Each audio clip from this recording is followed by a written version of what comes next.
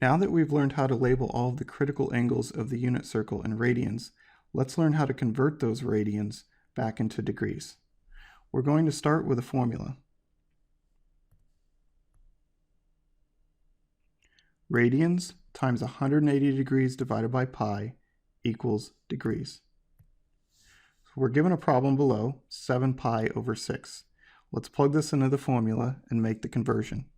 7 pi over 6 times 180 degrees over pi equals. We do the math, the pi's cancel, and we're left with 7 times 180 degrees over 6. 180 divided by 6 is 30 degrees, times 7 is 210 degrees. Let's look at another one.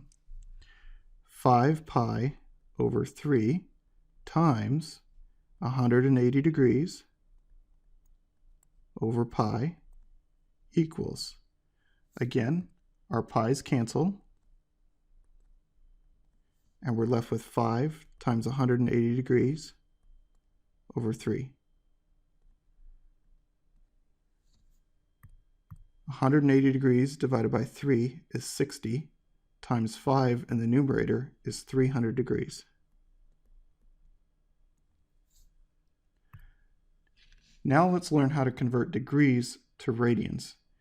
We're going to work with the problems that we've already started with and convert them from degrees back into radians to verify that our math is correct. The formula is degrees times pi over 180 degrees equals radians. Notice it's very similar to the previous formula we just learned. So we start with 210 degrees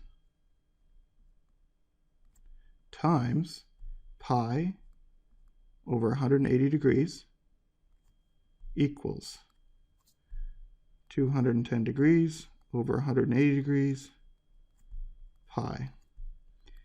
Now 210 degrees on 180 degrees are both divisible by 30, so we can reduce this down to 7 pi over 6.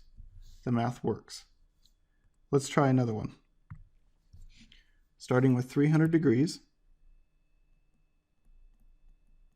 times pi over 180 degrees equals 300 degrees pi over 180 degrees.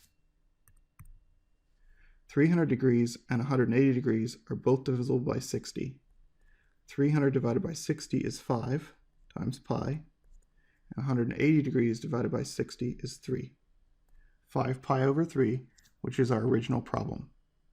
Now here's something to make a mental note of.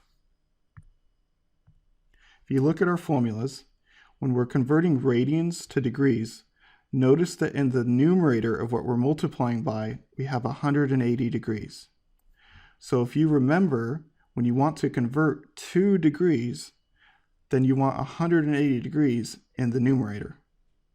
Likewise, if we want to convert from degrees to radians, the key being 2 radians, then we want pi in the numerator.